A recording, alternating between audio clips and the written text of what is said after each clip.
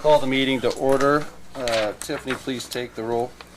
Councilwoman Garvey. Present. Councilman Brennan. Present. Councilman McLean. Present. Councilman Stokes. Present. Mayor Sykes.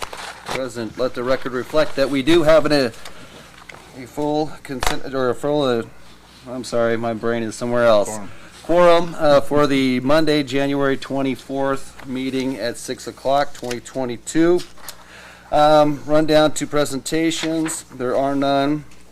Run down to recognizing persons in the audience.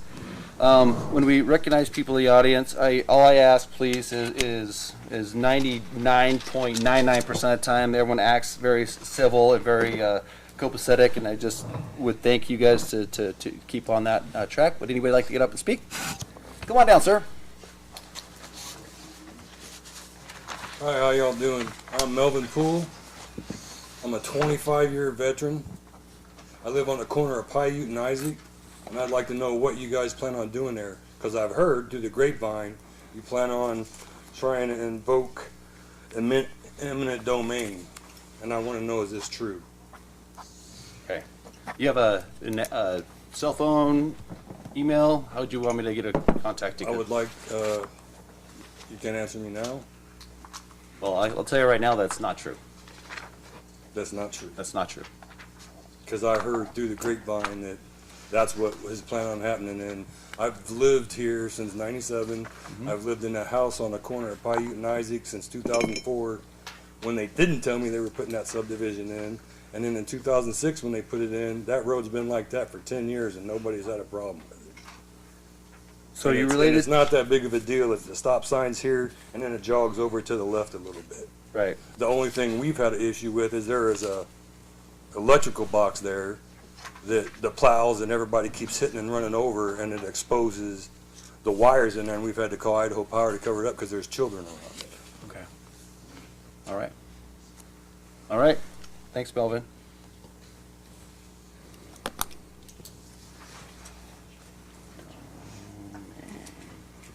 Anybody else?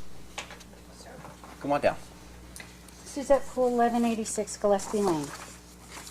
I would kind of like to know why you guys aren't following the comprehensive plan that you put out. You did the surveys and everything else. By Idaho statute, Title 67, you're supposed to use that as a guide. And from what I could see, none of you are following it. I printed out, because it is 130-something pages long, I printed out some of the points here and made a copy for each of you to go over. Oh, I think I gave you my copy too on the back one. It says Suzette. There you go. Yeah. And this is also the statute by law. You're putting in all these houses, and this is the study that you all did back in 2019. With the residents of Mountain Home, it specifically says it's difficult for the residents of Mountain Home to thrive economically here. One of the points being that they're driving all the way to Boise. So you're losing workforce there. The population. In the last 2 decades, there has been a decrease in the poverty here in Mountain Home. So who are you building these houses for? It's not like a car where you can upgrade. This town is a lot of veterans that are on disability. You have older people on Social Security. And here it states you're supposed to make affordable housing. I don't call that affordable. And I don't see anybody in here that can afford those houses besides you people up here. So who are you building those houses for? It says in your comprehensive plan, you're supposed to make affordable housing. Where is that? In any of these subdivisions that you have all approved, where is that? Anybody? Do you have any low-income apartments, senior housing? Has anything like that been approved?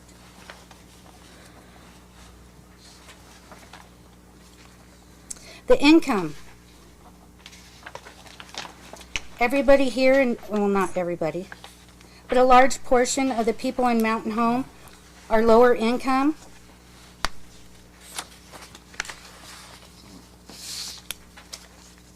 And the small town feel that you guys put in here. How are you trying to keep the small town feel? This town is exploding. You have to raise the water rates, the sewer. Why? In your plan here, it says that you guys already did that.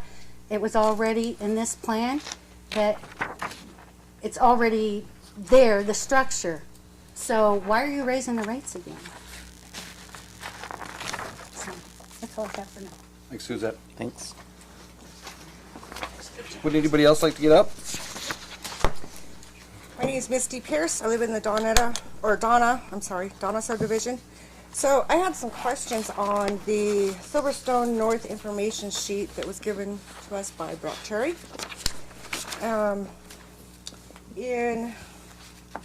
On page 3, H, and I don't have copies of this. I'm not sure. Did you get copies of this?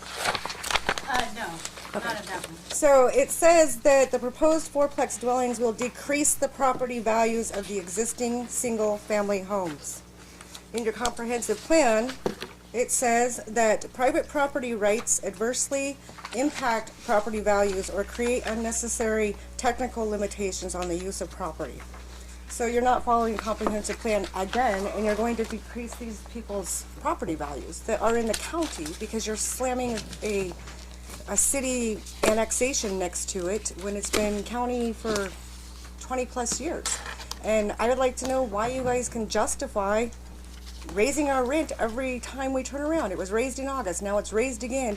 Is it because you're not imposing impact fees? And why aren't you imposing impact fees?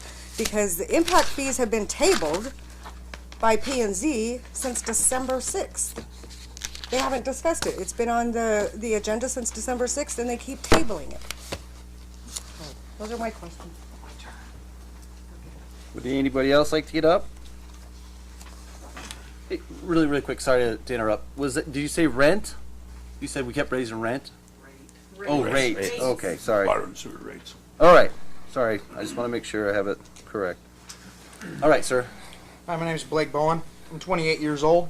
I became a homeowner when I was 24. Single father of 2 daughters. Can anybody in here tell me how hard it would be for that said person to buy a home on his own? It wasn't easy. But I'm not here to puff out my chest. I'm not here to be that guy. I am here to ask a simple question. If you're going to charge me more for water and then dump my pressure to where I have to use twice as much water, because it happened last year, right when I got that, hey, we're increasing your rate, my water pressure went. So now I have to pay more for water, and I have to pay for more water because I got some yahoo from California or Texas or wherever that wants to move here. We like it small. We like small town feel. That's why we are here. I was born and raised in this town. I don't want to go anywhere else. That's why I bought a house here.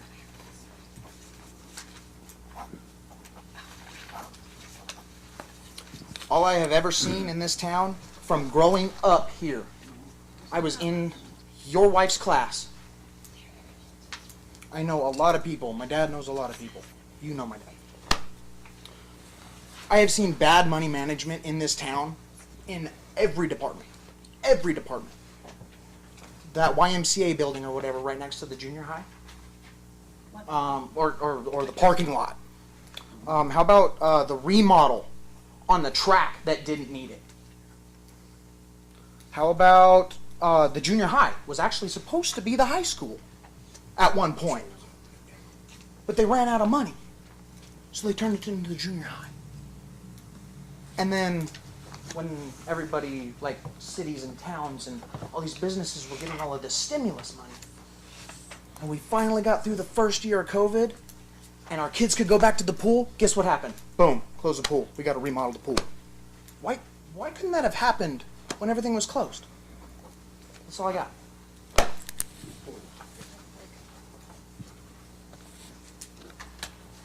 Would anybody else like to get up?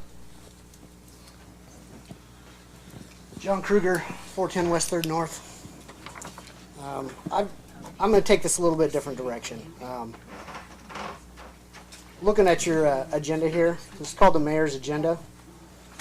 I don't know why. This is a city council meeting. I would propose that that line be removed from this agenda, as it is a city council's meeting. Secondly, in a previous meeting that I was able to attend, this line that says conflict of interest declaration. All of you up here, with the exception of you, Ms. Garvey, I apologize. Everybody up here sat here and said that you had rejected or not read emails from your constituents because it applied to an agenda item on this agenda in that meeting. That can't happen. You represent us in this town. And I don't care if it applies to an agenda item or not. You talk to the people that are your constituents. And if there's a problem with the lawyers or something in that regard, I don't care. You represent us. And if we're talking to you, we expect an answer back. Thirdly, I object to any raising of the water rates. It's happened every year for the last, I don't even know how long, because I was overseas prior to 2017 when I came back. But on behalf of everybody in Tyndall's first edition, no more water rate raises. Thank you.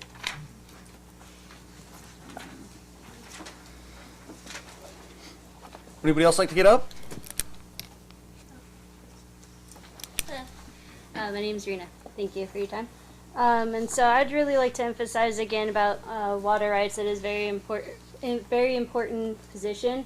I also understand that, especially with the farming and everything that goes around, that we do have an issue with the drought that is happening. And again, we don't know, since it is new into the drought, we don't know where we're at. Beginning, middle, end, however it's going to fall out. Because usually that's by, I believe, 10 years. And that comes from University of Idaho as well as other conglomerations of that. I've also posted that on my social media pages too. Also with this, I'd like to go to the 13.m.3 Goal 1, which is the quality of water. I know that's another big hot topic between individuals as well, is making sure that we're following the testing guidelines, of course, and that we're making sure that that we're not over tapping that, as well as that we're not giving bad water to people. Anyways, and I know there's a huge difference in water. There always has in each area. Like Fruitland, where I grew up, they had to have another water treatment facility put in because of the issues with the water between the city and the county, and that's just how it goes. But I'd like to know with that, is there specific testing guidelines that we need to do as individuals, or is that going to be on state thing, planning and zoning thing, all of that? I know I don't have all of the papers right in front of me right now. I'm going to look at that again too, but just to follow up with that, is there anything that that you guys can do or follow up with us about how that's being done and where at and how often? Thank you. Hey, Rena, really quick, what's your last name? Kruger, K-R-U-E. Same address? Yes. Okay.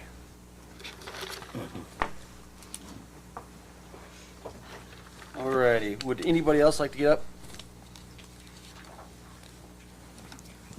Hi, Hello. my name is Karen Halligan, and pretty much the same things that these were. I'm concerned about the water, and also I've noticed in the past that they keep on raising the amounts of particles that you can have in the water, such as fluoride and different varieties of things. And also, I agree with whoever just got up and spoke about raising the water rates. I know a lot of elderly people, and I've looked at their income, what they're having to live on, and the garbage rates, everything just keeps on going up. And you have the haves, now the have-nots. And I don't know if you people really realize how some of these people they've served our country, they've done their part, and they're just the way that they're having to live. I think it's just a total disgrace, to make it to this age, to sit there and have to count every little penny that you have. They got grandchildren that they'd like to have, give gifts to during the Christmas, and it makes them feel bad because they can't, give them what they want. The other thing that I've been very angry about is how much my taxes keep on rising, because you go and assess my house for what it can sell for, even though it has not sold at that amount. And that's another thing that's been quite hard on me. Because it's like, I split up my payments, so I save up enough money by the time June comes around, then that all goes to taxes. Then I save up for December 20th, then there goes my Christmas, And there's been times when I had to go and move out of my house because I could no longer afford to live in there. I was shutting my breakers off, and I had my refrigerator running, and I don't have another check. I don't want to become a part of the welfare system. I was not raised that way. And so, it's like, well, why don't you do this? Why don't you do that? Well, pretty soon everybody's on the government tit. And I just don't want to see America have to go that way. It's pretty ridiculous when you got people in the Air Force that they're going and receiving new food stamps. But with the price, inflation, I'm sure you can't be so blind. That's the thing that amazes me. You got the Supreme Court, they haven't a clue about real life. They're making all these judgments. I'm just shaking my head. Some were Obama appointees. I mean, I just don't understand. It's just, I wake up to a world that I no longer understand. And everybody I talk to, the same thing. But the thing is, I've asked him, it's like, why don't you come and explain your situation so that you can understand what we go through? I understand you people are receiving your paychecks, but we're not getting, $90,000. And it's just very hard to it's just difficult to watch this, and so I'm sitting there wondering, it's like, do they think that are you guys playing whack-a-mole and you've got like some hammer hidden back there that if somebody wants, it's like everybody is fearful. When somebody fears their government, that is tyranny. So that's all I had to say, and thank you very much. Thanks, Karen. You're welcome, thank you. Would anybody else like to get up and speak? So I'm going to do something really quick that I don't normally do. I'm going to do a quick synopsis really quick. So, eminent domain, no. Pardon me? No eminent domain. Okay. I don't mean to interrupt you, but you asked me earlier about an email address. Well, I was going to ask if I got all you guys' information, I would tell you exactly all this, but I'm just going to skip that and I'm going to tell you straight up what goes on right here. Okay. No eminent domain. Comprehensive plan, see, housing comp plan, small town feel. Suzette's, let's see here. Small town, it's one of those things where it's a quality of life, right? It's how you feel that a small town is. I mean, I think Mountain Home is a small town, and it'll remain so regardless if we have 500 more people or 1,000 more people. But it's just how people treat each other. It's be able to go to the store and be ski council Brendan, like, hey, how's it going? Seeing the treasurer, hey, Mr. Fransky. Then that neighbor help a neighbor is a small town thing for me. Silverstone impact fees. So Misty, impact fees. We've had. We are looking at them, and then Brock is getting with Westcott, February 14th. February 14th because we couldn't. She went on vacation. Where she went? France or something? I don't know. But she's coming back. Everybody's looking at impact fees, and I guarantee you, we're not the only ones. We're going to be the first. I guarantee you that. So impact fees are coming down. Mr. Mayor? Councilman Stokes? Could you explain impact fees, how it's new growth is paying for itself instead of being subsidized by old growth? And why are they raising the water rates? So guys, Sorry. I usually this isn't a public hearing. This is a public meeting. So I'm trying to do something I'm not supposed to be doing to help answer questions for you. There are no rules. What's that? I'm just saying, you keep on. It's like you're in this small bubble of rules. You're not supposed to be doing this. You're not supposed to be doing that. Paul, you want to But jump in? be an American, to have free speech. Let's have a town hall meeting where people can get up and discuss. There you go. With Okay, you guys. we'll do it. With you guys. Fair. We'll do it. When Mr. Bundy comes back. So impact fees, we're looking at them February what? 14th. All right. Blake. No. no control over the rec district, no control over the school, no control over the sheriff's department, none of that control. The city has no control. But the city pool, what happened with the city pool is we had some electrical issues, blew out the electrical not once but twice, electrified a fence, and I don't know about you, but I'm not putting my kid in a pool that's going to kill some kids. That's why it was finally, let's say it's a 65 plus year old pool. We went out, got a grant for it, so we wanted to give the citizens a new pool to swim in that's not going to hopefully not suck you at the bottom of we had to change the drains. We had to dump a lot of money into that. But I want you to know that we just didn't willy-nilly the pool. We saved the money, we went out for a grant, and that's what we did. Water rates. So the water rates is going to be discussed, I'm sure, here in a little bit. But infrastructure, everything has gone up. Your gas, your electrical bill, I'm sure, everything. The cost of chlorinate the water system has gone up. How much, Rich? Not quite double. I mean, but prices are really high on chlorine right now. So, and then when we factor in O&M, operation and maintenance, that's gone up. Price of pipe is, I don't even want to, how much, It's even hard to get. that's gone up. So when we try to go in and fix the pipe that needs to be fixed, it just costs more to do these infrastructure projects. And then the testing, what I'll do, Rena, is we test, God, I can cover. we'll get with you and we'll give you all of our documentation, how many times we test a year. I know. can give you a quick rundown on that. I mean, Go ahead, Rich, really We quick. have monitoring wells all over the city that we test weekly.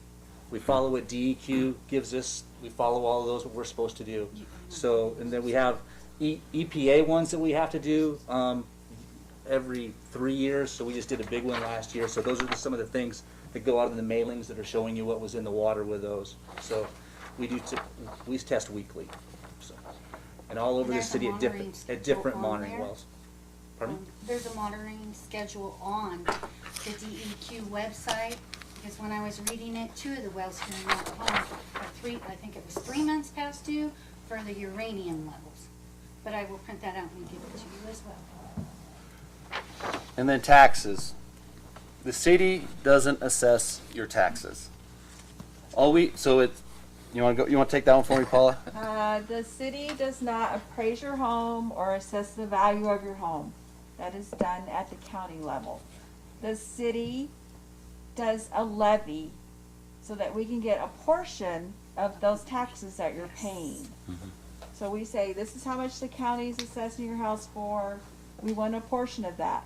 It goes to fire, police, it goes to all the departments, except for the ones that have user fees, and those are enterprise funds. I do have a question because I noticed ambulance on there. That's not us.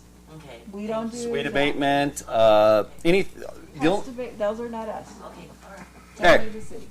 All right, moving on. Let's go to conflict of interest. Has any council member received information pertaining to or otherwise any conflict of person regarding items on the city council agenda? If so, please set forth the nature of contact. Hearing none, we'll go to the consent agenda. I know Councilman Brennan, you wanted to defer one. Right. Letter D. I'm not sure the language for deferral, but I have a couple of items I'd like to table that. Table D. Councilman? Okay. Sure. Table? Table it. Table, okay. Mayor, I would like to pull F, please. Councilwoman Garvey, which one? F, please. Pull it? Or can I ask a question You without bet. pulling it? You want to discuss it, talk about it? Yeah, I just want to know why. Tiffany. The Councilwoman Garvey, the Traffic Safety Committee, one, due to COVID, many of the board members haven't wanted to meet, or the commissioners. Okay. And then they actually haven't met since January of last year. We've tried to get several meetings together with them, and we can't have a quorum.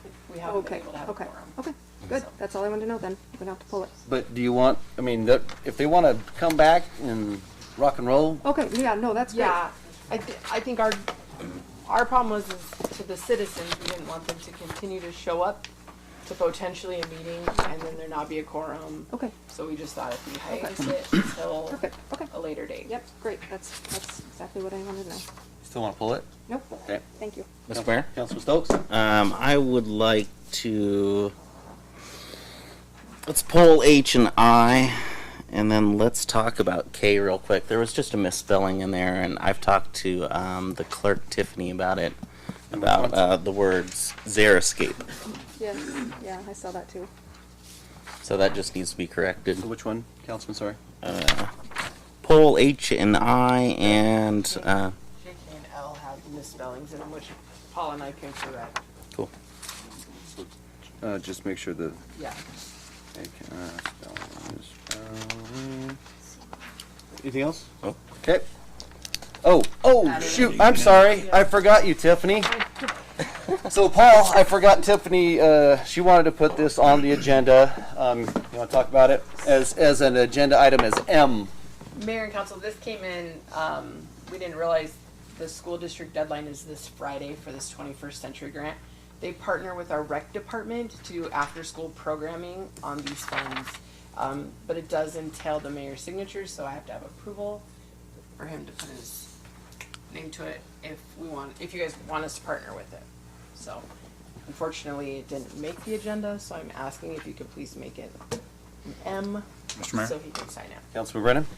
Can I make a motion to amend our agenda based on time-sensitive information to adding item M? Second.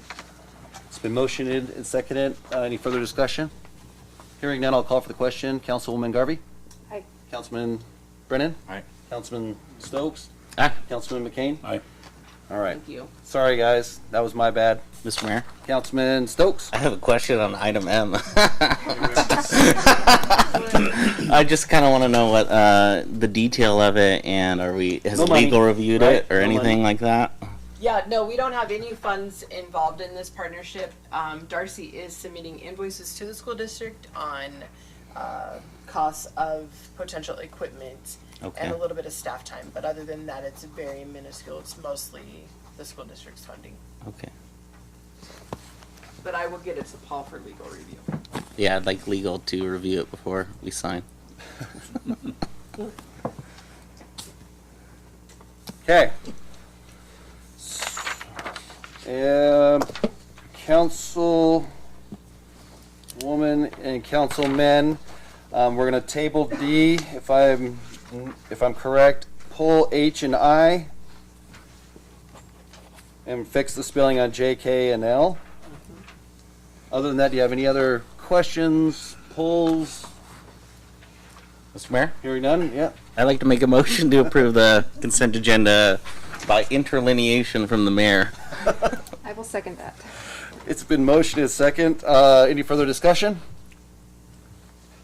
Hearing none, I'll call for the question. Councilman Stokes? Aye. Councilman McCain? Aye. Councilman Brennan? Aye. Councilwoman Garvey? Aye. Okay. So items removed from the consent agenda. D is tabled, so we're going to go to H first. Mr. Mayor? Councilman Stokes. I think, can we talk about both of these issues at one time? Because I feel like they're kind of one and the same. Is Would that be fine, all right? Mr. Pritzer? Yes. Okay. Great. Mr. Urquidy, we got this great letter from you talking about wastewater and water fee increases of about 5%. A little bit under, actually, after doing the math. Boy, this is tough. Inflation's at 7%. I think that was the December economic status, which is way too high. I know that, what did we give our employees, 3% last year? Nope. Not even keeping up. In the past, I remember fighting in 2020 for the massive increase. I remember that. We compromised on 11% from what I remember. Does that sound about right? Yeah, something like that, because it was supposed to go up 22, and then this last year, we finally got it up, full approval to where it probably should be. This year, I'm going to struggle with this one. The tough part is, I feel like if we have the 1.6 million for the well from this last year, then why do we need to raise it again? And that would be kind of my perspective on that. And I'm guessing other councilmen or councilwomen might have their thoughts as well. Mr. Mayor? Councilman Brennan? On the same thing, H and I,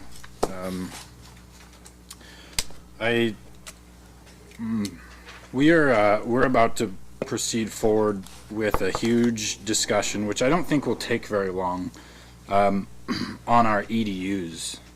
And based on the outcome of that EDU discussion, I think depends on could potentially create a need for different water rates at the higher usage rates. As an example, I guess, if I could try to give one, we starting February 1st with a work session, we have a big discussion with EDUs, which we don't know which direction it's going to go.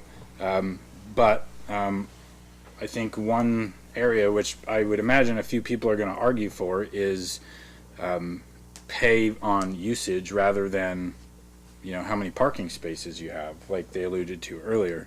And so if the council were to so choose to go on just a one flat EDU basically, and then pay on usage, I'd rather have that discussion before we do an annual rate increase for water and wastewater. If you guys are tracking me on that. Rich, when was the last time that our water rate went into effect? Last March. It was March. Okay. Right at the beginning, the March bill. March 1. Well, yeah, so March 1 is when you start implementing the new thing, so it would have been collected in April. Okay. Thank you. Mayor, excuse me. Councilwoman Garvey, sorry. I'm going to get it. I'm going to get it. On my 4th year. No, two. You got 2 years. Just saying. So, just for clarification purposes, for my understanding, so last year, March, it was raised 11%. Is that correct? That's correct. Okay, and it was aside from the 22%. It was, you guys wanted 22. It was raised 11, and it hasn't been raised again since. No. Correct. Okay, all right. I guess for my looking at this and reading it, the letter's pretty straightforward. Obviously, we know what it's going to go pay for, except for what I would like more for my going forward is like, what specific projects are you looking at trying to fund with doing this? Because right now we're just raising the water rates without kind of an end sight. Like you said in a couple of months ago that we have enough money for the well, correct? Well, excuse me, Mayor, Council. Go ahead, Rich.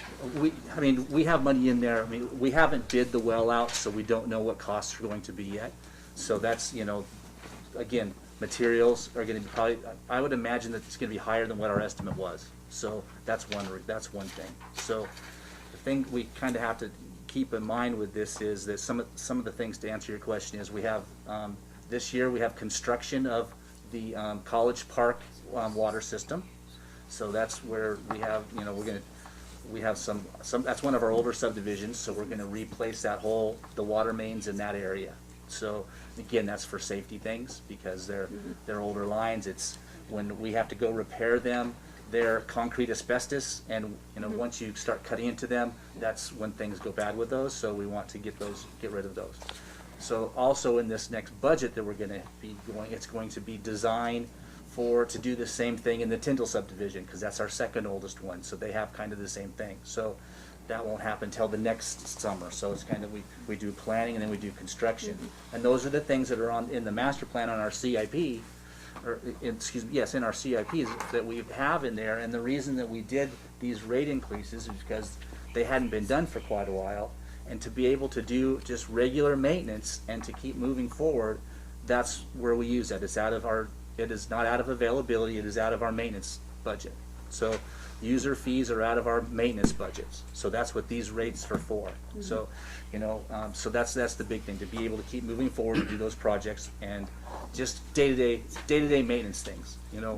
Like I said, pipe, chlorine, just, having the costs. Engineering, everything's this going isn't, we're probably going up way more than that, and we're not asking for the complete what it was gonna be. Our master plan says that, hey, once we why we had to make big jumps is because we had to get to where we should have been from not doing these 5%, 7%, 5% each year. So we waited a long time to get to 17. So explain to them who didn't do that, right? Yeah. I was on the council on a lot of those, and we didn't do it. And I mean, when I see the bigger picture why that happens, you know. And some of those, sometimes, yeah. So and then Wastewater was in the red, and we had to use what? So we were using availability to help pay for maintenance, and so that's where growth is not taking care of itself. Growth is out of availability. So when we talk about EDUs and how, you know, I think most of the concern comes from that availability piece is buying into the system. So I think that's where we need to have the talks with some of those. But for the most, when we look at what's going on with EDU rates, and so what people are paying, you know, for the most part, I'm going to say, when we look at businesses, I mean, 80% of our rates probably come from regular Homeowners. regular residents. So they're user fee monthly. So we're commercial, you know, they still pay, but the most of it's coming from those other ones. So we have to figure out some of those in our tables. We don't have some of the things that are taking care of commercial. So I think our biggest conversation is going to come in commercial piece. Can you please just clarify, what is EDUs? Right here where it says that Equivalent dwelling unit. It's an equivalent dwelling unit. Okay, thank Read you. So yeah, it's like one house. It's like what one household would use for water and wastewater. And so, but I mean, hopefully I answered a couple of your questions on that and kind of. I guess, excuse me, I would just like to make sure, I'm new at this, obviously, and it's going to take me a little bit to wrap my mind around everything, but I just want to make sure that if we raise it this time, is it going to cover what we have coming up? You know, is there some long-range forecasting that maybe I'm just haven't been privy to? Mayor and Council. Go ahead. So the 5% is what, when we look at our master plan, that should take care of things. But again, we're kind of in a unique situation where everything right now, because of the supply, it's costing us more. So I don't think it's fair to ask that big increase. We could probably change a little bit of our things, you know, delay a couple of our littler things to make sure our bigger, so just to kind of keep going. Because again, I mean, just going to say, it's probably for a while, it's going to be 5%. I mean, we're probably going to come back and ask for that. I don't want to ask for more unless, you know, things go really out of whack and we just can't keep up with what we need to do with our regular maintenance. But that's what this is. These rate increases are for regular maintenance. So what we're trying to do too with that 1.5 is use that to put in the well, or at least most of it, and not have to go out for another DEQ loan. And then hopefully with the funds that we have in there, pay off debt.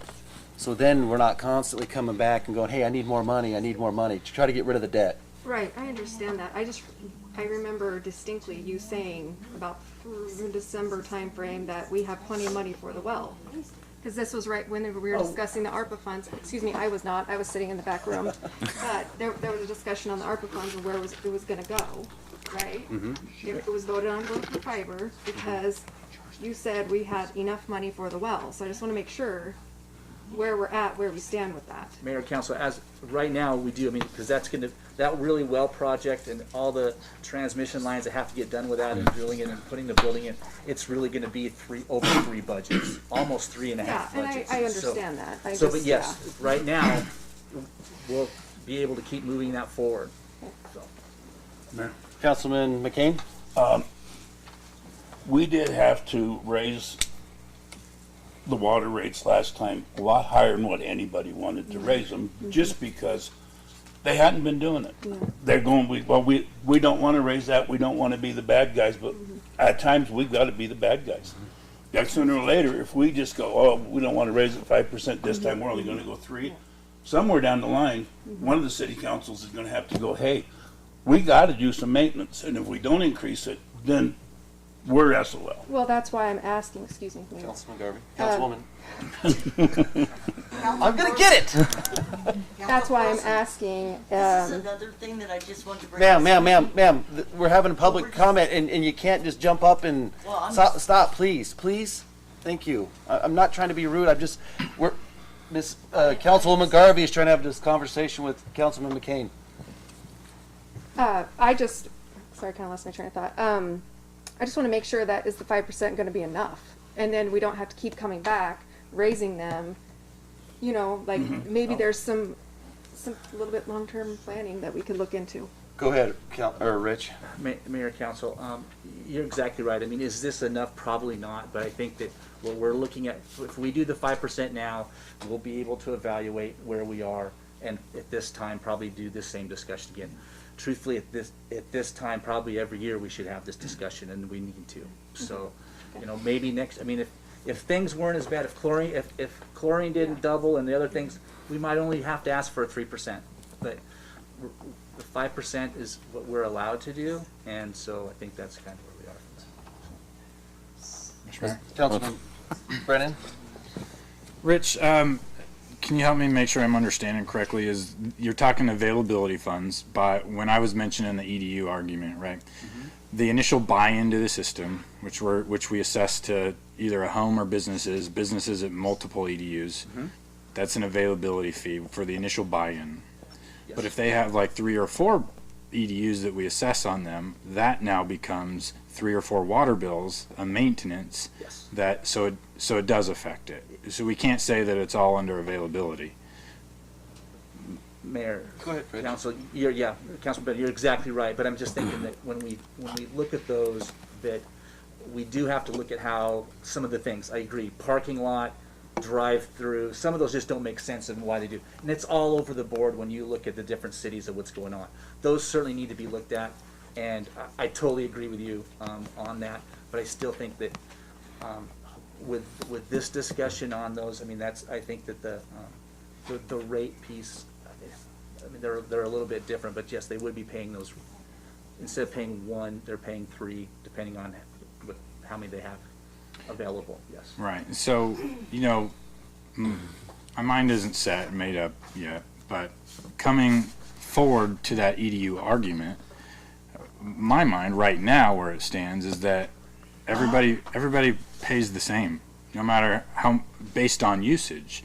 I don't care how many EDUs they're assessed. I think it probably should just go away and have a standard buy-in based on size and quantity, and then everybody just pays. If they're using 100,000 gallons a month, then they're going to pay a higher rate for those 100,000 gallons, and not just get 3 water bills at a lower level. So, and I'm just trying to draw the picture that in my mind, the EDU argument should come before this discussion on the water and wastewater increase. And I got to note that we're not really talking about wastewater on EDUs, but it's as Brad said, it's kind of a package deal. Go ahead, Paul. So I know we're not talking about, so we did just a little survey on what the businesses were paying on their EDUs, and this would be the bigger ones, Walmart, Marathon Cheese, the bigger ones, and we're like, because your wastewater, your wastewater is based off your usage of water, so we can't meter your wastewater.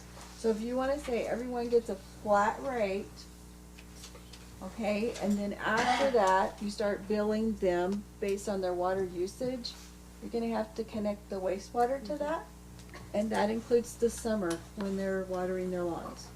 So that wastewater is not going down in to be treated, it's going on your lawns, but if you want to connect the water usage, it's got to be a package deal.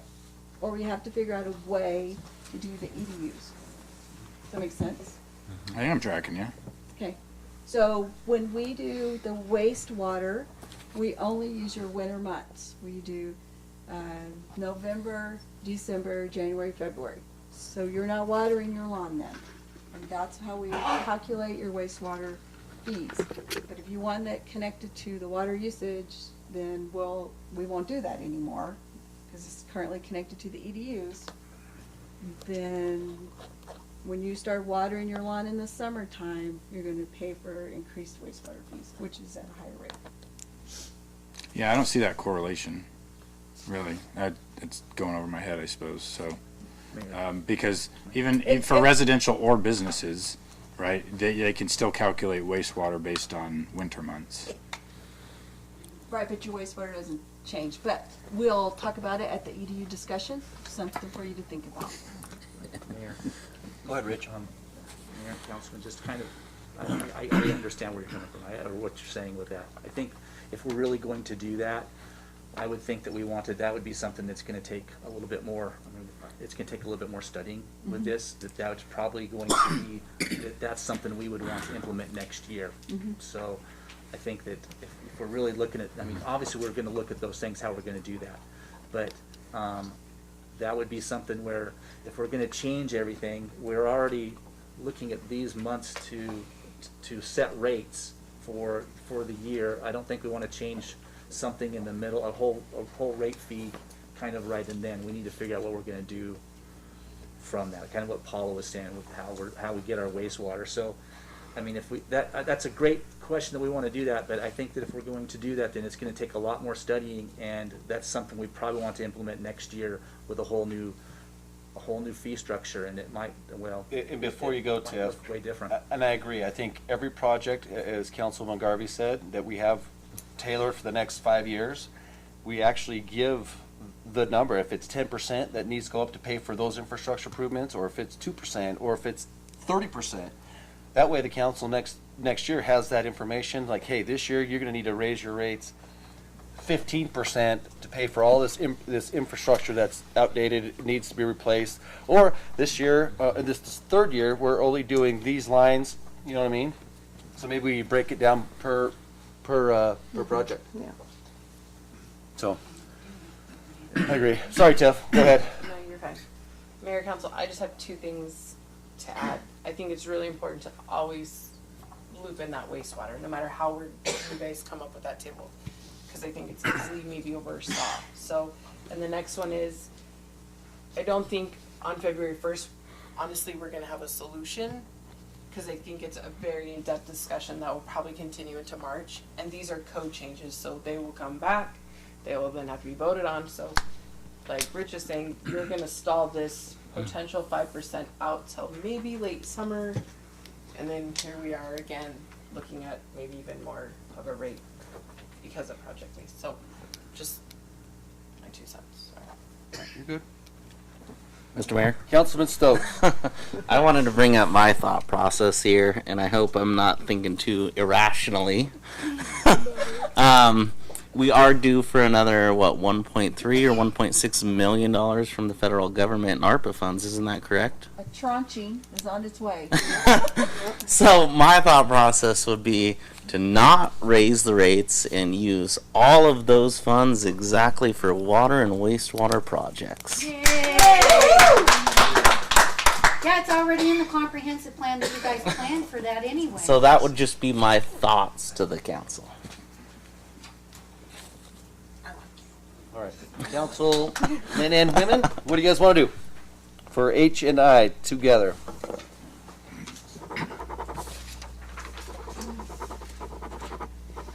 Mayor, Councilwoman Garvey. is it too much to ask to go through our budget cycle, or go through our meetings that we're getting ready to have, and see where we're sitting, where we're at, and table it until then, until we can see how this year is going to look, money-wise? Is that something that's been done? No? Mr. Mayor, so the question is, can we wait and finalize the budget and then decide on the rate increase? Correct. So we don't finalize the budget until June, Okay. and then we're into summer. Yeah, okay. Mayor? Councilman Brennan. I've always been a stickler, I guess. I don't, for lack of a better term, but,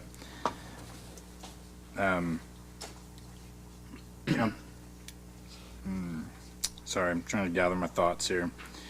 Councilwoman Garvey kind of brings up a point, and this may not be her point, but this is what I take away from that is, Rich, you've been, I think, very honest with us, saying that, you know, once we caught up, you're going to tell us 5% every year to stay on top of things. And so I knew it was coming, right? I think we all did. We were very transparent about that. But in terms of how much more money this is going to make for the city and for those water projects is, I still can't see any documentation in front of me that shows how much more money that's going to bring in, or how many other you know, the projects, right? What do we have that basically pre-budgeted for? And so it's just kind of a blind ask for 5% without justification, other than the cost of inflation and, you know, the cost of I guess inflated maintenance costs. So I understand 5%. I really do. With a 7% inflation that Councilman Stokes talked about, but I feel like I need more information, and I'm kind of sticking to my. I think the council can make it through that EDU project in much faster time than 1 year. You know, I think we can work through that in a matter of a month or two. May take a couple extra meetings and bringing our water engineers in to make sure we're making the right decisions. But everything's going up, I guess.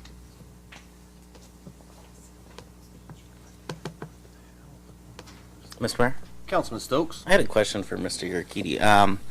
How often do we go through the businesses, the houses, to make sure that we're appropriating the EDUs correctly? Because if we went to like a flat rate, you would actually get back some EDUs for the city.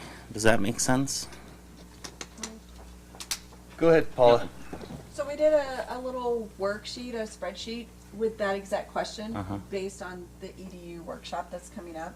And I know that some of what it's, how do you explain it, the parking spots, the drive-up window, but it's really accurate. So if you were in the building department and you were basing your EDUs on Marathon Cheese, and they, let's just say they have 10 EDUs, it's really accurate, and they actually, some of them use a little bit more, but based on the EDUs that was calculated, then they're right there. They're right in the ballpark of where they're supposed to be. So, in to answer your question, they're supposed to go in every year to every third year to a business, right? And right now we don't have the staff to do that, and was another discussion that I know Rich and Brock and Hank and I were going to have with the council about having enough staff to do those. Going back and say, hey, did you change businesses? Did you change, like, so let's say you went from Taco John's to a sporting goods store, you know what I mean? Or a laundromat. Or a laundromat, yeah. So we don't know, you know what I mean, what we don't know, because businesses come and go and they change, and their EDUs might be wrong. Yeah. Or they might be paying too much. That's kind of what I was getting at, just to make sure. Yeah, sorry. To add to the conversation. Councilman McCain. Before I left back there, we had just changed the EDUs a few years prior to that to make it a little better for everybody. And we set it up then to where I was going to try to every third year get through the entire city and then start over again to make sure the businesses hadn't changed. They weren't using more water. They weren't using less water, till we could adjust the EDUs and make them to where they were right, but staffing is a problem, and trying to have a person to where we could do it even quicker with another person back there. They could dedicate that person to do that. But where do you take it out of? The building department, the water department, the wastewater department? Who pays for an additional person just to go do that? And then at that person's wages and everything else, is it making a difference to do it? Or are we just spending more money to find out the same thing that we pretty much got? And I think, Councilman, once we have our EDU discussion, we could probably fine tune that. But honestly, in our ordinance, it says that we're supposed to check every 3 years. And we don't have someone hired to do that right now. It does need some fine tuning for sure. It's in the comprehensive. Councilman Brennan? I think it's not the answer, but something that helps with that is a business license. If we're to have a business license and people have to come, even if it's free, come to us and say, hey, I'm going to take over occupancy of this building, and oh, my water usage is going to quadruple versus the previous occupant. So, you know, I've often talked about business licenses. And for clarification, Paula, are you arguing that parking spaces and drive-up windows are an accurate representation of water usage? I don't know how they get to their EDU calculation. I don't know. So you said it was accurate. What they bring us to the front does reflect on what they're using for water. So I don't know how they get to their 2.6. I just know that when we come up and put it in 3 EDUs, in most instances. Now, I'm not going to say in every case that the company is using exactly that amount of water, but then why couldn't we, on a case-by-case review that one? At least come in and say, give us a chance to review it. But in most, and I don't know what they base it on, chairs, sinks, I don't know. The staff I know level. It's pretty close. Man, I'm not tracking. Hold on. Their usage to their allocation, sorry. Yeah, usage to That's what allocation, she's saying. perfect, yeah. So the EDU math, so let's say you get 10,000 EDUs because you have 10,000 gallons? 10,000 gallons, gallons. sorry, yeah, 10,000, well, maybe. We have 2 EDUs, so you get 10,000 gallons. Said customer is right at that 10,000 threshold. So it's adding up, whether that's 10 chairs, 2 drive-up windows, a toilet. And that's keeping something like that. everybody at the lowest possible rate, rather than having one and paying the additional rate for 45,000 gallons plus. And then they pay a whole bunch of lower rates. So I don't. We again see your argument, Councilor. We all agree. Somehow, mathematically, it's working in the front, and that's where our concern is on the utility billing side, is to make sure that the consumer's water, we can explain it to the customer, and then their wastewater as well as being calculated correctly. That's what we need to do. Councilman McCain? I'm just gonna say that back there, if anybody comes in and wants to discuss their EDUs back there, they'll talk to them about it, and they'll look at it and revise it if need be, and they'll bring it up to the front and tell them, I've looked this over, and yes, they are paying too much, or, well, actually, they came in because they said they were paying too much, but actually, they're not paying enough, to where it's been both ways back there. To where it needs work, though. I won't doubt that. I'll definitely say that. And I just want to add one more little thing. Sorry.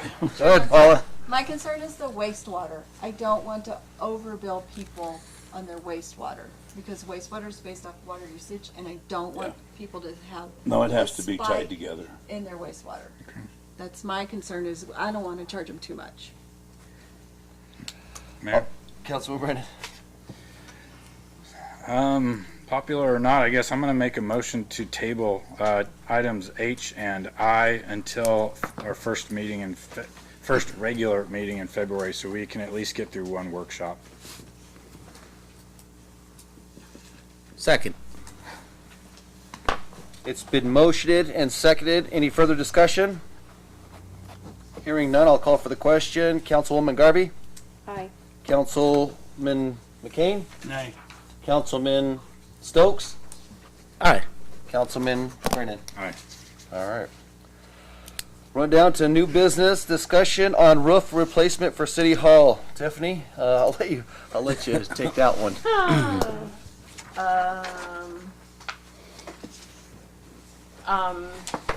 Mayor and council, as you see, there's, my understanding, talking and researching, is this has been going on since the era of Mayor McNeil.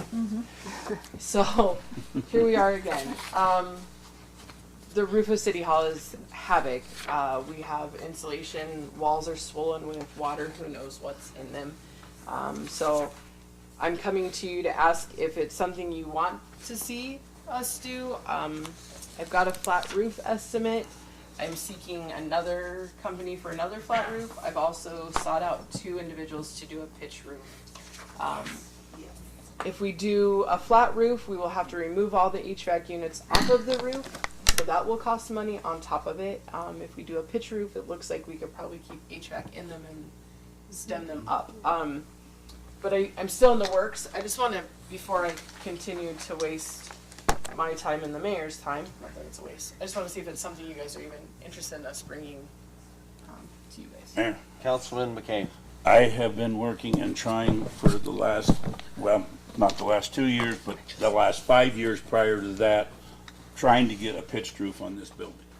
Flat roofs in this area do not work to where, and we are in desperate need of it, that we've had water dripping down on the top of this computer for years. And they have to put a bag over it every winter to keep those stuff from getting wet, to where we need it, we really do. You go in the break room, it's sogging wet. Right now, there's buckets in there on the table. Yeah, I think it's pressed forward, absolutely. Okay.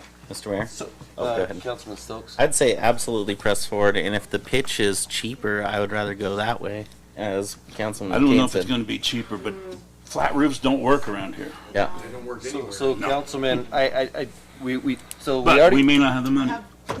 I have some good estimates. This, for instance, is coming in about 70,000 for a flat roof. That doesn't include the HVAC, moving the HVAC off and replacing it back down. I don't even know what that would cost, but I'm gonna assume close to 20,000. Probably at least. Probably, yeah. Yeah. The pitch roof right now, the trusses are coming in about at 30.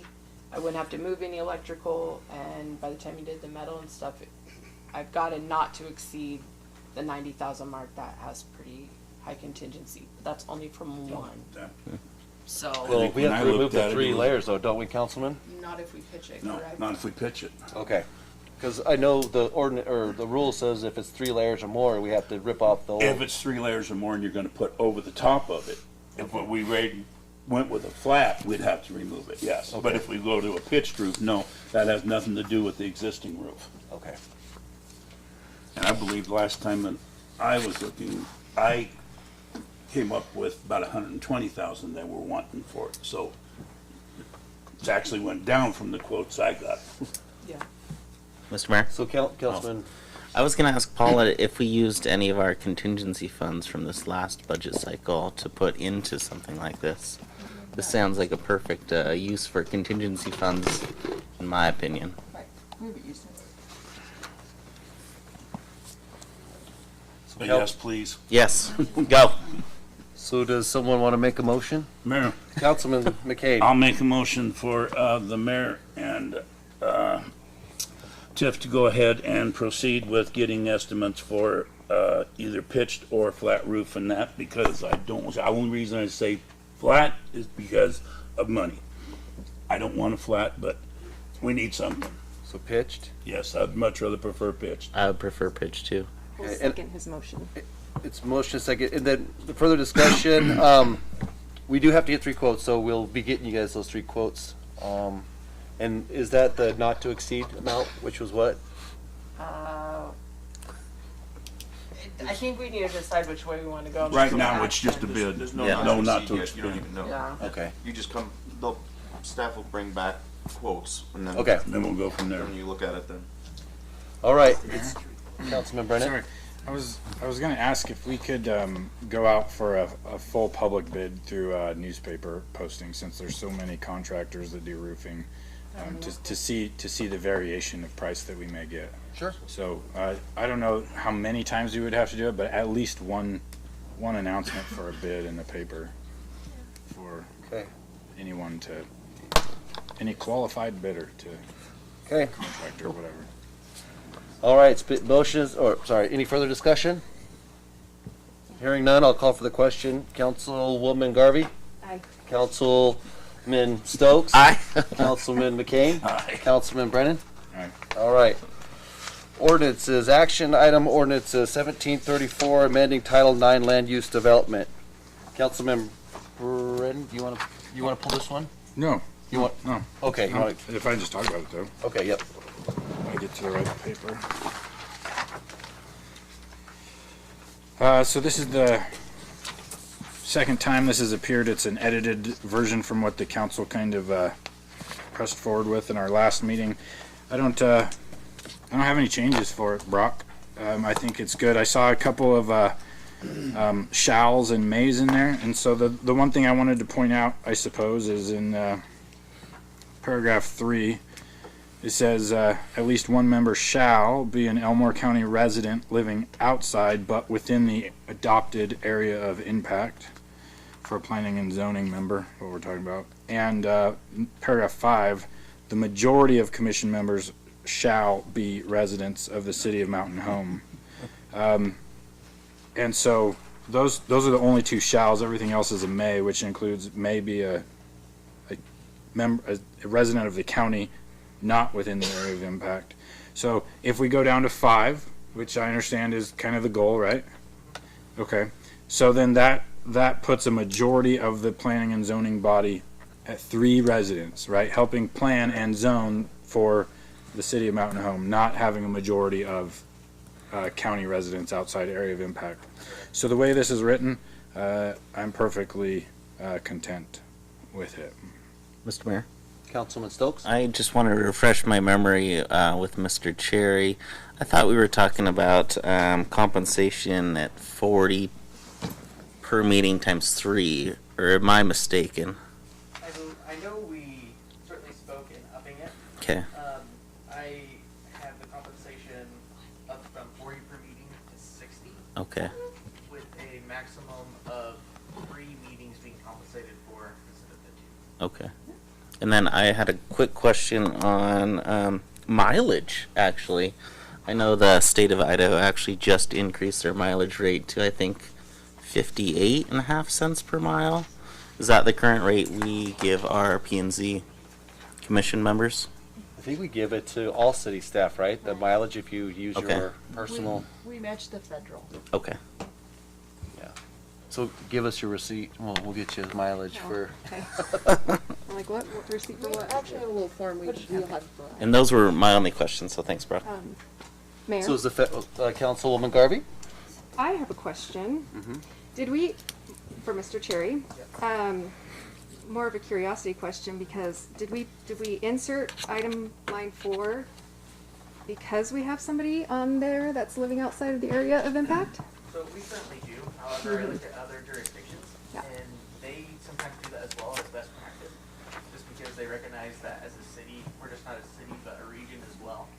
And having a county member outside of the area of impact gives them that perspective. So I guess I have a question maybe for legal.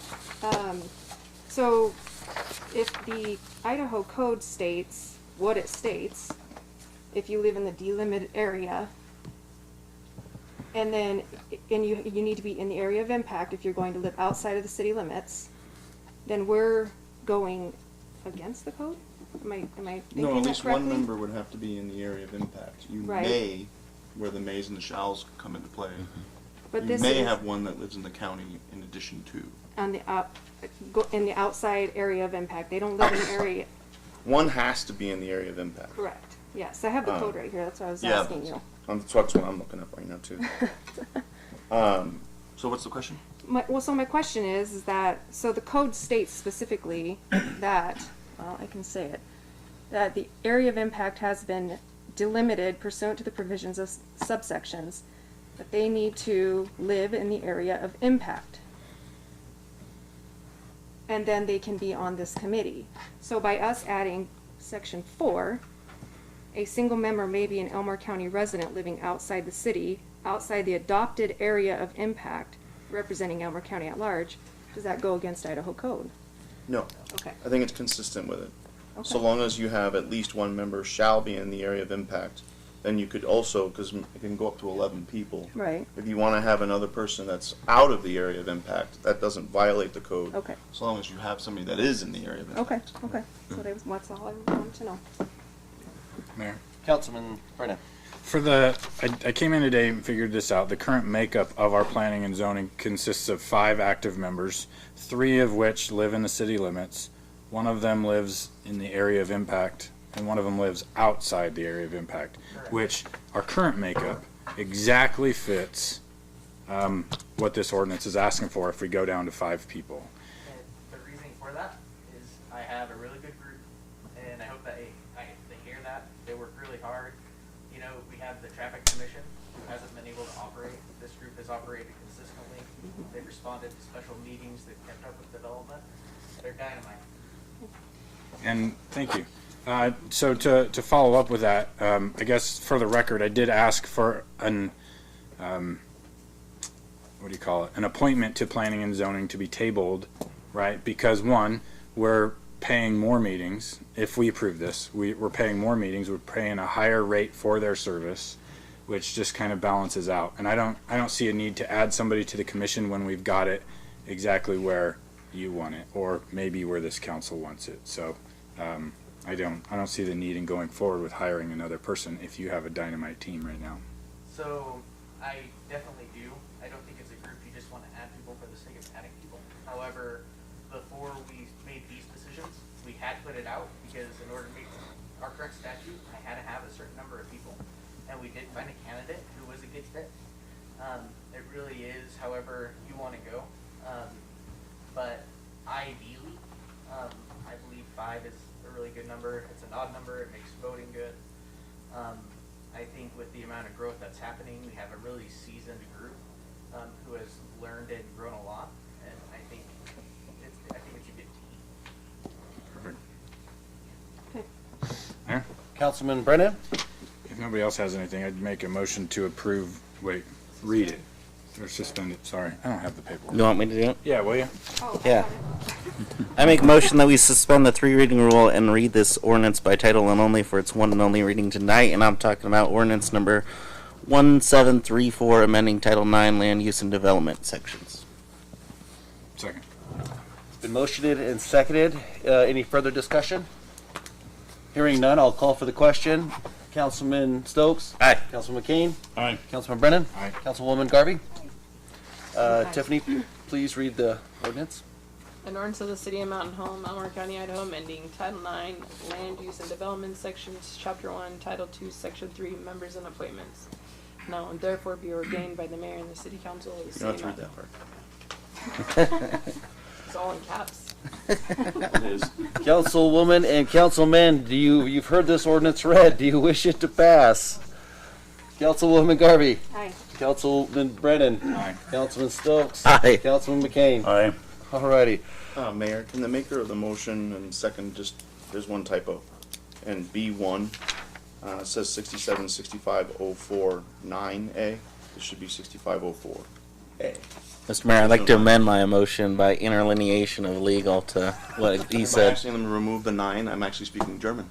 9. Alrighty. Run down to ordinance number 2, action item, ordinance 1735, annexation of Silverstone North. Councilman. Mr. Mayor? Councilman Stokes. I just had a quick question about this. I'm all for it. I just noticed that it says in section 1. All the exhibits. Yes.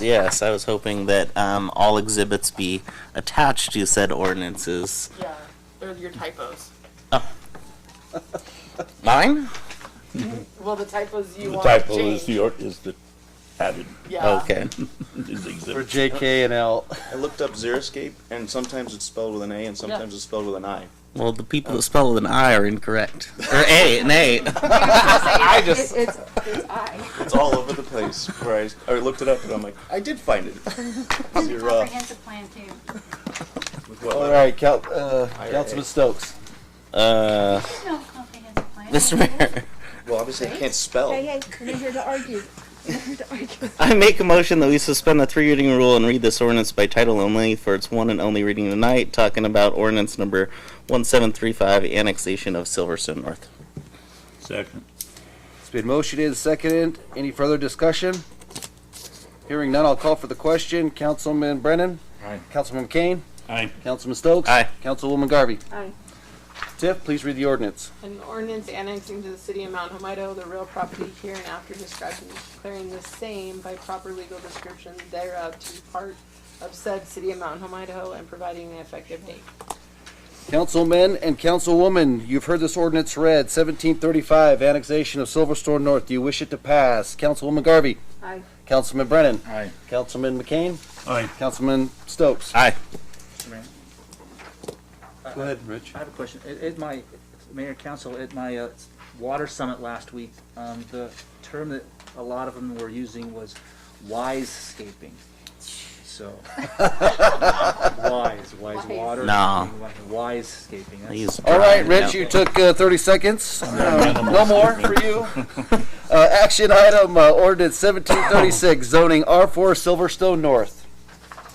Councilman Stokes. Oh, Mr. Mayor, I make a motion to approve ordinance number 1736, zoning R4 Silverstone North, and that we suspend the 3 reading rule and read this ordinance by title and only for its 1 and only reading tonight. Second. It's been motioned and seconded. Any further discussion? Hearing none, I'll call for the question. Councilwoman Garvey? Aye. Councilman Stokes? Aye. Councilman McCain? Aye. Councilman Brennan? Aye. Tiffany, please read ordinance 1736, zoning R4 Silverstone North.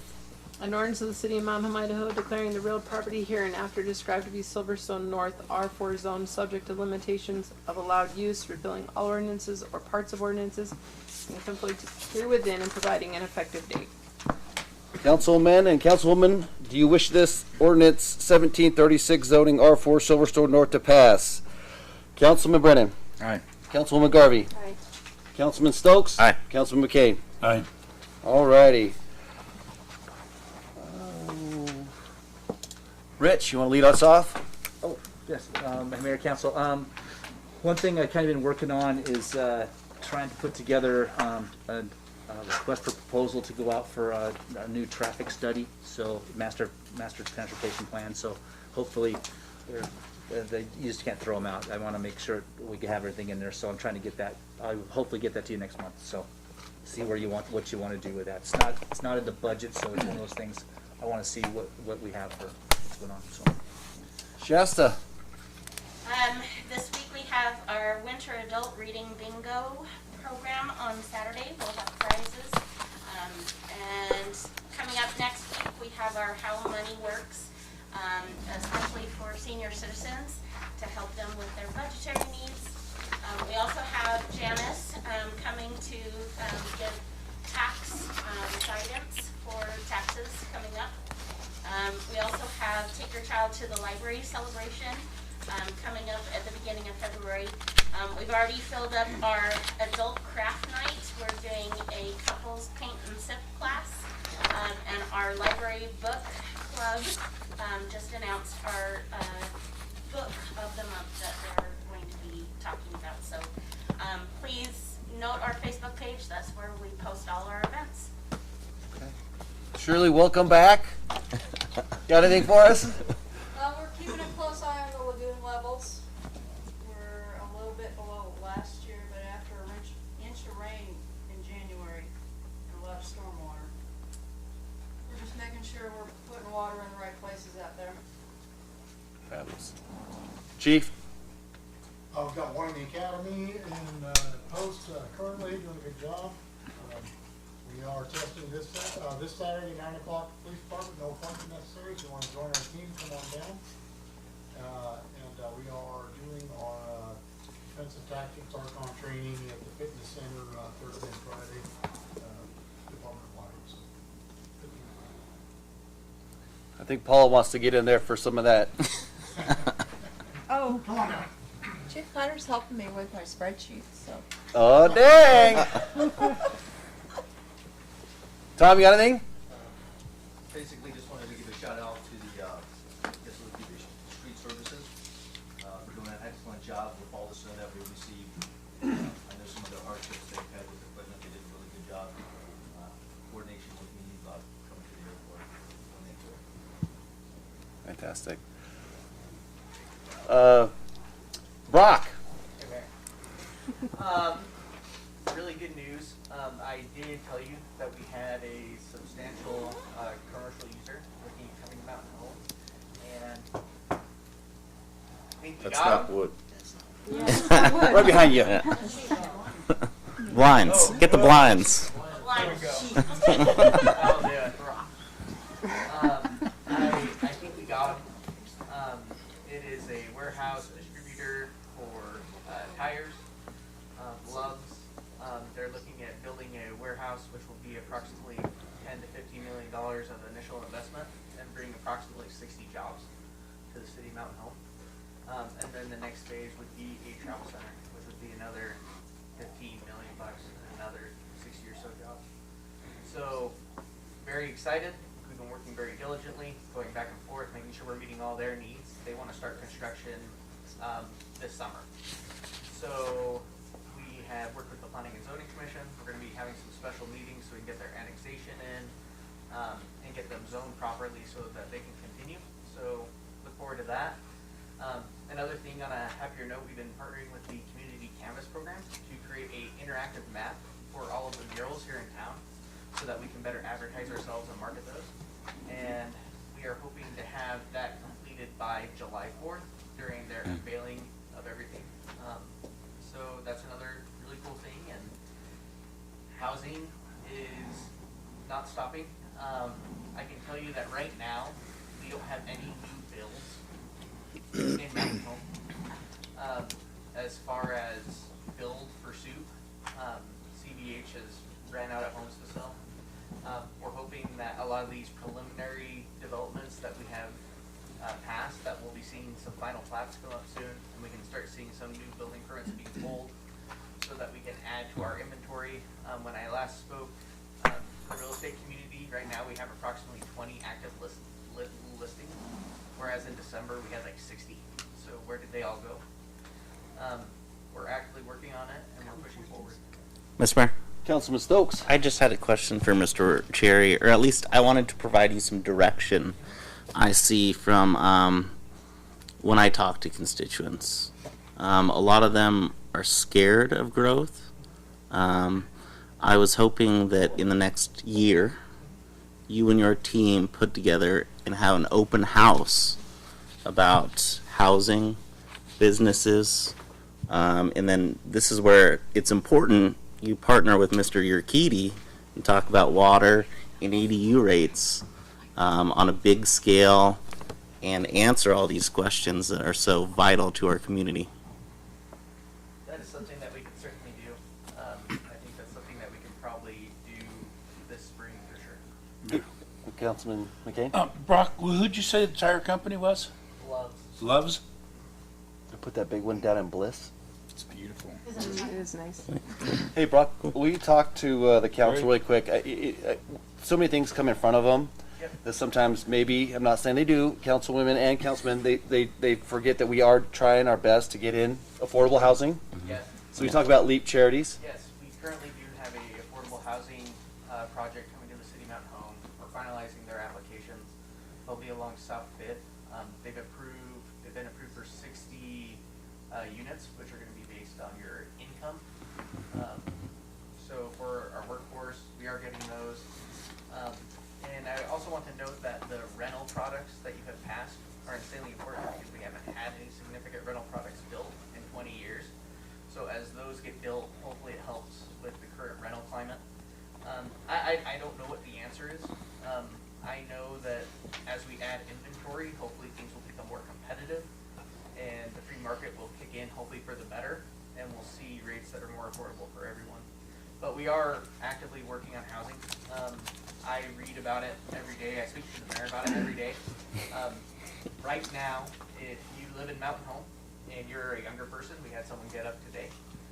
Good thing he got in the house a couple of years ago. He probably couldn't do it now. But if you live in Mountain Home and you're not affiliated with the Air Force Base, housing is hard. And we're looking at accessory dwelling units as well to help do something to allow a different product come in that can help house people and give them a place to be. So if anyone ever has comments, then I invite the audience as well. You can come to my office and talk housing all day. It's my favorite thing. I geek out about it. If you have any suggestions of how we can help make housing more affordable for people, we will gladly take it. But, you know, I wish we could tell people to make things cheaper, but we're in the United States and we're in Mountain Home. We want to be smaller government, not bigger if we don't have to. But any suggestions anyone has, I invite you to my office, and I have a list in the end. Do you research the smart growth plan? Mr. Mayor? Councilman Stokes? This is where I would say the open house would be vital to save your time and your team's time. Tiffany. Mayor and council, I'd like to thank you on behalf of the rec department and the school district for adding item M for the last minute. And then I'm excited for the upcoming workshops. And I also think that you guys being part of the open house would be very helpful for city staff and the citizens in Mount Hope. Yeah, that's how you learn. Game. Paula. Nada. Paula, you got anything? No, sir. Councilman? Mayor? Councilman McCain? We don't always do exactly what everybody wants, that we can't, but I'm glad you all showed up and you all had to say something, and that is a guide. Is the only thing I can tell you there. Mr. Mayor? Thank you. Councilman Stokes? Yeah, I'd like to thank everyone for coming too. I think it's important to get their input, but I want to retract time a little bit here. When I first got elected, it was November of 19? Is that right? That sound right? Yeah. And I noticed what Mr. Kruger said, something about the agenda, and I think it's interesting that you noticed that. I did talk to, who was it, Jim McNall, who is, do you know who Jim McNall is? ICRIMP. He was, he's vital to their organization, been there for, I don't know, 25, 30 years probably. Seen about anything and everything. What he said was to write an ordinance, actually. He basically said, you know what, this can be contentious, though I don't think there's been any contentious issues. When I asked about the public art thing, it was on there, which is great. But as an elected official of the people, I get hit from all sides, right? So I did write an ordinance, and I'd like to pass it around to everyone, even Tiff, and legal. Make sure legal gets a copy. And it basically says legally that the council members can add items to the agenda as we see fit, whether they're discussion items or action items. And maybe the council wants to read it for a second. But the thought would be that we put this on the February 14th agenda. And that would be me asking the council as the president of the council. And I tried to make it very plain language so it's not interpretable. And that's my thought. I'd support that on the agenda. I also think that this would allow Tiffany, the city clerk, enough time to get it on the agenda, as is like item M didn't get on there. According to this ordinance, it would have to be 3 business days before. So Monday, Friday, Thursday, it'd basically be Wednesday at 6, the week before. So that's my thought. All right, anything else? Support. Okay. Mayor, I do have a few things, if I could take a few minutes as well. I just, sorry, you didn't recognize me? Okay. Yeah, no. Oh, sorry.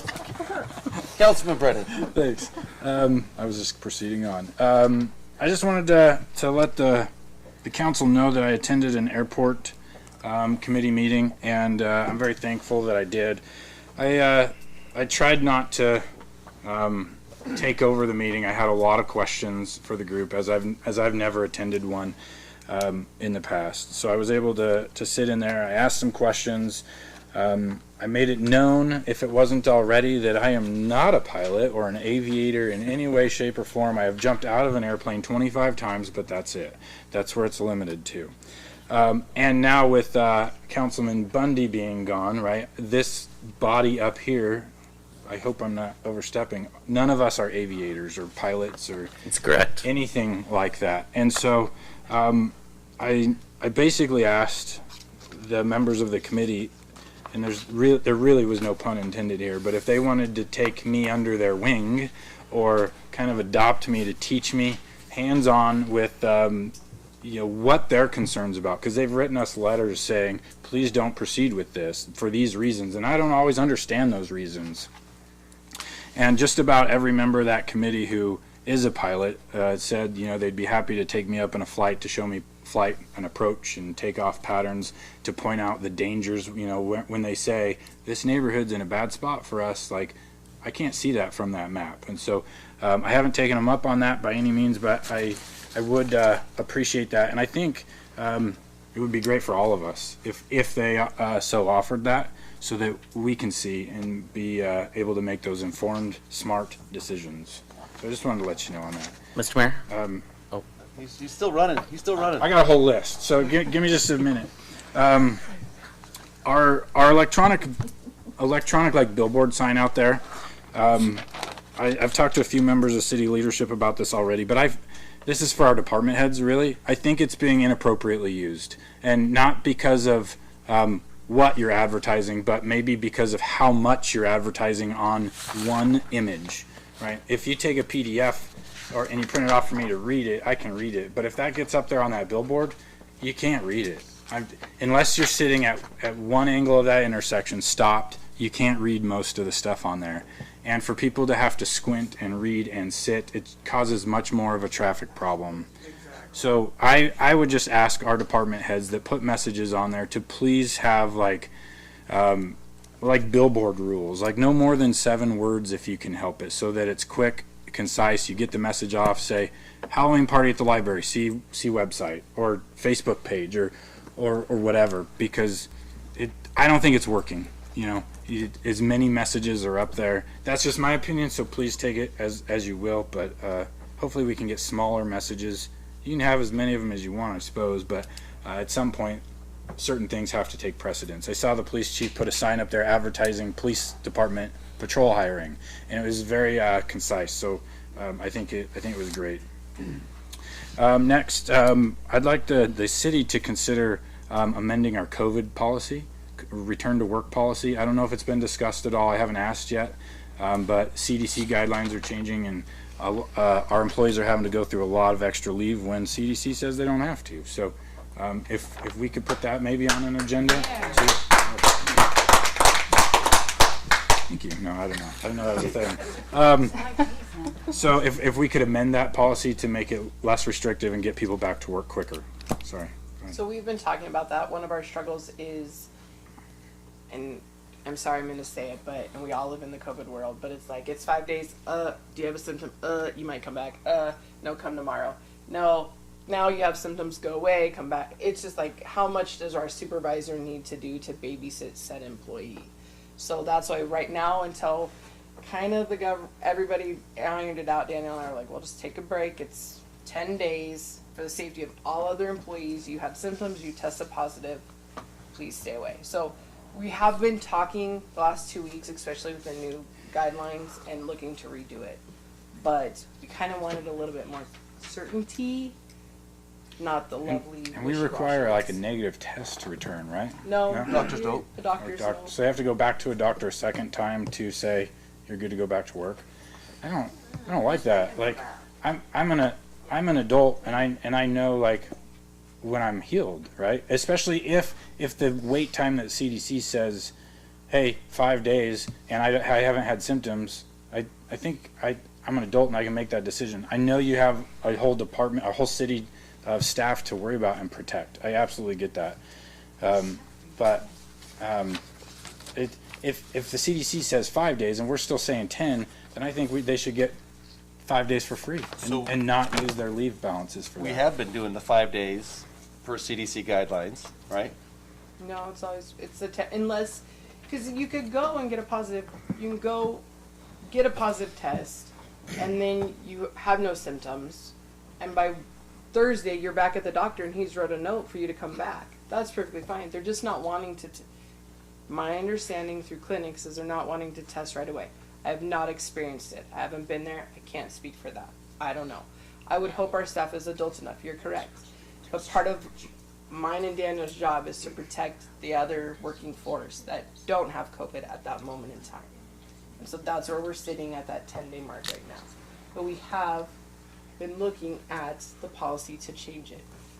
But to enforce it when it's so kind of wishy-washy at times is hard.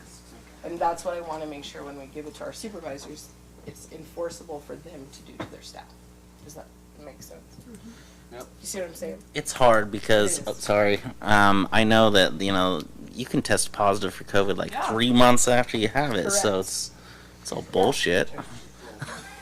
Councilman Brennan, sorry. That's all right. We're looking I at appreciate it, the it's work. just all. I do. I want to get them back to work. If we can give some free days, like C said 5, we make 10. We'll give you 10. We'll give you 10 free days until a doctor's note or something. 5 free days, whatever. I'm done. Other than that, kind of what these guys set up here too is to you guys. I want you to know, like, it sucks to sit up here and basically ignore you when you're talking. It does. Right? I get it. But we definitely have to have order in our meetings. And as soon as we start going back and forth with two-way discussions, the order is gone. And I hate it, right? That's kind of what we're told we kind of have to do. And so in this basically council comments, I want to address some of your comments real quickly too, but it's gonna be repetitive to what these guys said.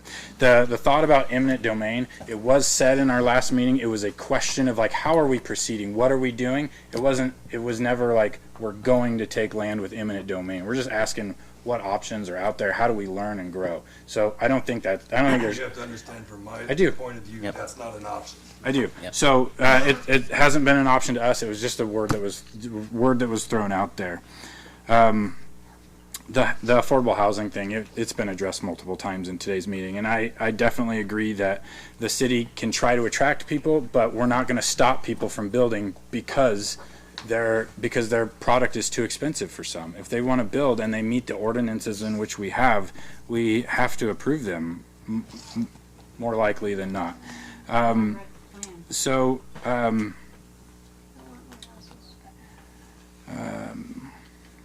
Water rates we talked about there. You already saw my stance on that, and impact fees are coming. We don't know at what rate. We definitely have had a professional study come into us in which we're going to adopt or not or make changes to it. So these are just real quick. John, you talked about you stated that all of us, with the exception of her, have stated that we don't read emails. I did not say that. I've read every email that comes in, but I have to declare it under that conflict of interest doctrine. So I think against the advice of the city attorney, I have read the emails and I talk about that I've read them. I've never ignored them when I've got them. I hope we're clear on that. Water rates, water quality and testing has been answered in water rates. So please know we're listening when you talk, and for order, we can't just engage in back and forth conversations constantly. The town hall option, I'll fully support that, and I'll be there. Depending on how often or where at. Like, I have a job too outside of this, so if we can all fit them in our schedule, whoever I guess wants to be there can be there. But I'll come up and take your tough questions anytime. Absolutely. Instead of 1 week having this meeting and you guys are all here, let's have a town hall meeting so we know you're going to be here. Thank you. And finally, Brock, we've talked about this personally. The new commercial development you talked about, I know it's on your mind, I'm just saying it for the public, right, is that we have to have a city plan soon for Foothills Road going over to Hawk Creek, because that business will not survive off of Foothills Road, and I don't think ITD would allow it to happen. That may have already gone through, but I don't think the city has taken enough actions to get traffic moved over to Hawk Creek, and that's got to be a top priority for us. I agree on that one. Mr. Mayor. Councilman Stokes. I just had a quick question for Councilman Brennan. Did you happen to see the airport overlay map? Because I saw that there was an email, I think, from Mr. Urquidy, but there was no map attached.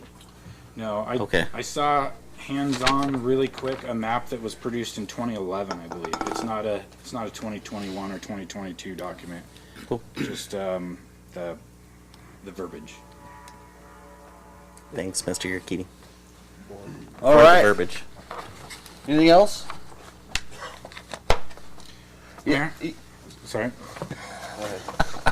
I guess following up with Brad's request for annexation, or not annexation, I'm sorry, an ordinance. I don't know where I put it at.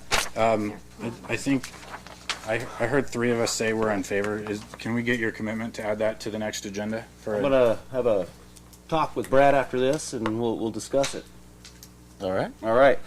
Hey, really quick too, guys. You guys got to understand, it's not that we don't want to engage. That's the hard part. Is we have this is we're trying to get all this work done, planning and zoning and those, what are those called, public hearings. That's where all that engaging comes from. And it's not that we don't want to. Like nobody ever sends me an email. Nobody. I've never gotten an email. If you don't answer them, why send an email? I've never gotten one. And when I do get one, I do answer them. You didn't answer my question earlier when I first stood up there and talked. But that's the problem, is I can't sit there and engage with you, because then what happens is then everyone starts jumping up and engaging, and this isn't a public hearing. This is a public meeting. That's what I'm saying. So Like, how am I supposed to get an answer? come in, talk to me. I'll come to your house. We'll sit and talk for as long as you need me to. I'll answer any question you have. But that's like I said, that's the frustrating part, and I know we're all frustrated because we feel that you guys aren't believing that. We don't want to not engage. We want to engage with you. So here's my thing. Why wasn't this followed? The comprehensive. You guys did this. You made this. You paid for this study, and you're not following it. And my question was, why? And I don't know what part of that we're not following, but I'd love to engage with you. Come in. We'll talk about it. And then I will get you your answers. I will get you your answers. I highlighted it for all of you on there. All right. Meeting adjourned. I know we're adjourned.